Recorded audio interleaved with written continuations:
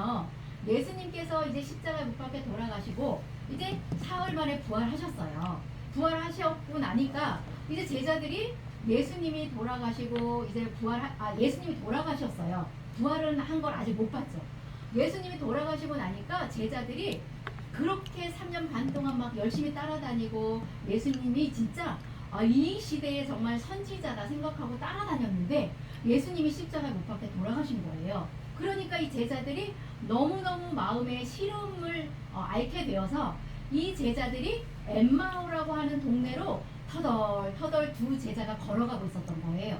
그래서 그 제자들에게 예수님께서 나타나서 이제 이렇게 물어보는 거예요. 자, 너희가 또 이르시되 내가 너희와 함께 있을 때에, 내가 죽기 전에 너희와 함께 있을 때에 너희에게 말한 바 곧 모세의 율법과 선지자의 글에 시편에 나를 가르쳐 기록된 모든 것이 이루어져야 하리라 한 말이 이것이라 하시고 하면서 예수님이 다시 부활할 것도 얘기했다라는 것을 풀어서 설명을 해주는 거예요. 제자들에게. 그때 제자들이 깨달은 거죠. 그렇게 깨달아서 그 시로 이제 엠마오로 가다가 다시 돌이켜서 예루살렘으로 다시 가게 된 거예요. 거기 가보니까 제자들이 막 모여서 이제 모여있는데 예수님께서 너희는 몇 날이 못 가서 마가의 다락방에 성령이 임할 거니까 어디 가지 말고 여기 모여있어라 이렇게 한 거예요. 이렇게 제자들도 실망하고 마음이 허탄할 때 예수님께서 나타나셔서 이 말씀을 전해줄 때 이들이 마음이 뜨거워졌다 이렇게 표현이 되어 있거든요.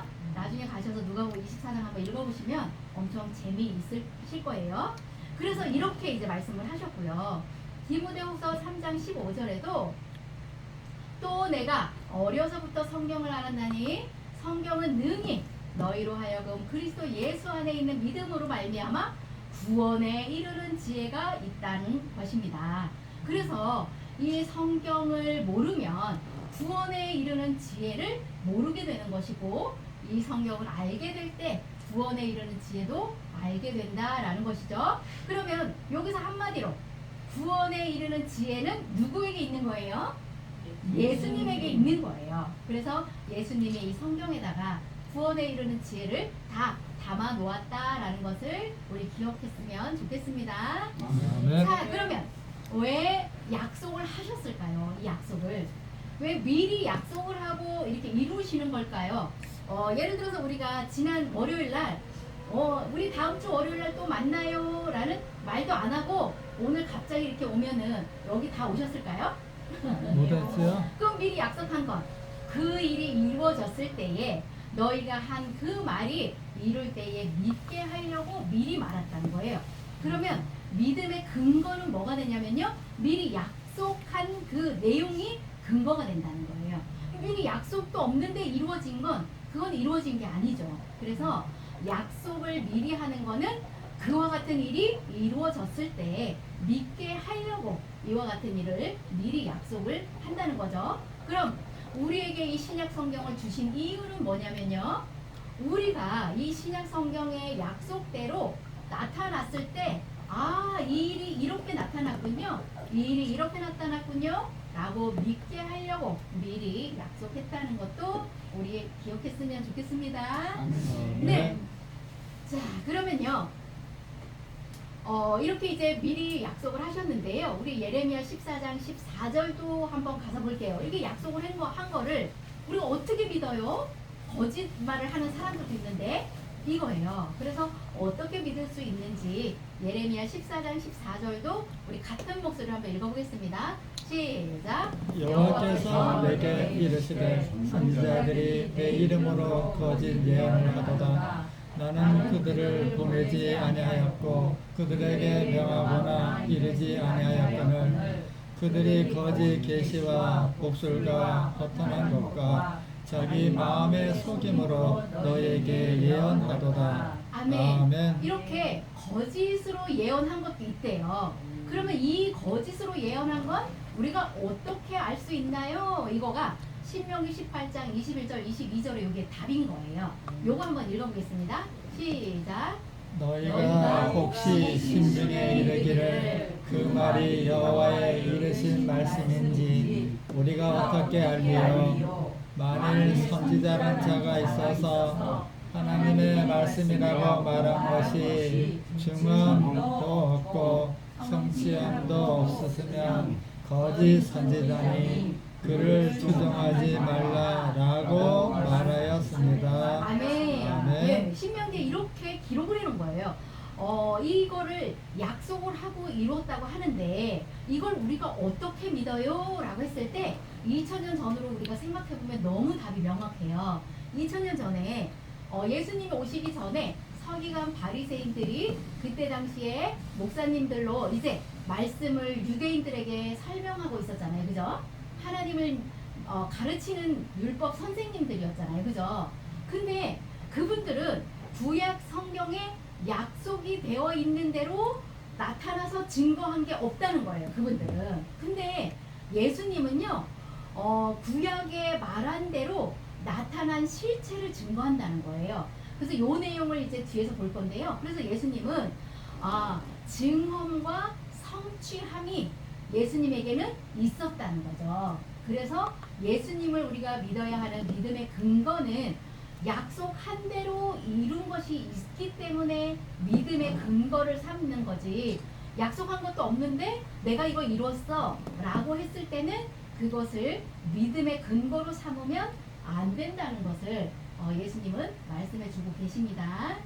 네, 그러면 이제 예수님은 성경대로 오셨는데, 그럼 성경대로 오셨다고 하는데 그럼 어떻게 약속하고 어떻게 오셨는지를 우리 하나하나 다 보겠습니다. 근데 오늘 엄청 많거든요. 근데 그걸 다 볼 수는 없고 좀 간략하게 보도록 하겠습니다.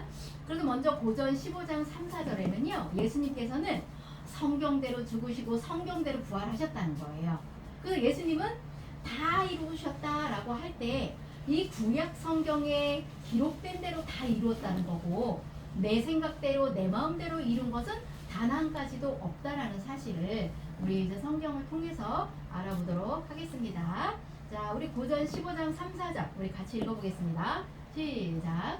내가 받은 것을 먼저 너희에게 전하였느니 이는 성경대로 그리스도께서 우리 죄를 위하여 죽으시고 장사 지낸 바 되었다가 성경대로 사흘 만에 다시 살아나사.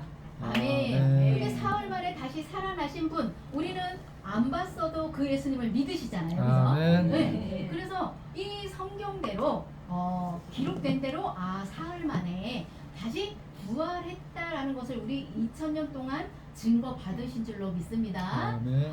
이 구약에 예언된 대로 초림 때 성취한 게 이렇게 많은데요. 이것보다도 이제 훨씬 더 많아요. 근데 오늘 몇 가지만 갖고 왔는데 이것도 다 하려면 한 3시간 해야 되니까요. 이 중에 몇 가지만 빼서 우리 한번 나눠보도록 하겠습니다. 네. 자, 먼저 약속대로 이루신 예수님인데요. 먼저 외모를 보겠습니다. 외모.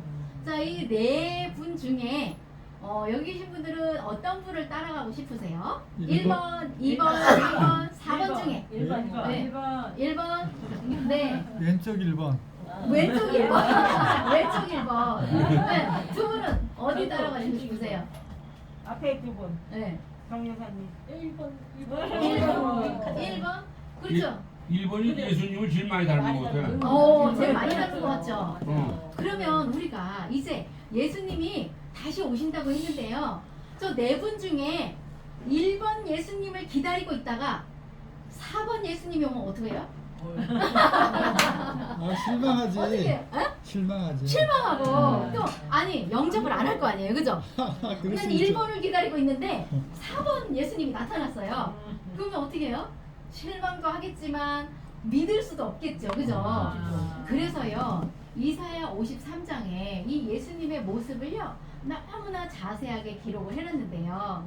자, 우리 요 성경 구절은 제가 가져오진 않았어요. 이거 적어가지고 나중에 가서 한번 읽어보세요. 53장, 이사야 53장 1, 2절에는 이 예수님을 표현하기를요. 연한 순 같으래요.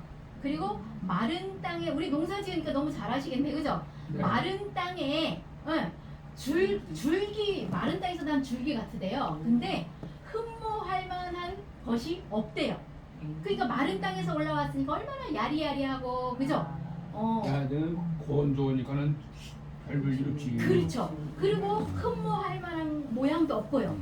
그리고 13절 15절 가서 보니까 얼굴이요 타인보다 상해가지고요 사람들이 어머나 이렇게 놀랄 정도로 상했대요 얼굴이.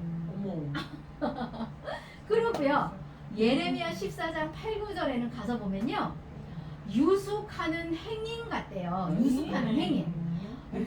예. 우리 예레미야 14장 8절 9절을 한번 읽어보면 좋을 것 같아요. 이거 안 가지고 왔는데 예, 핸드폰에서 찾아서 한번 읽어봐 주세요.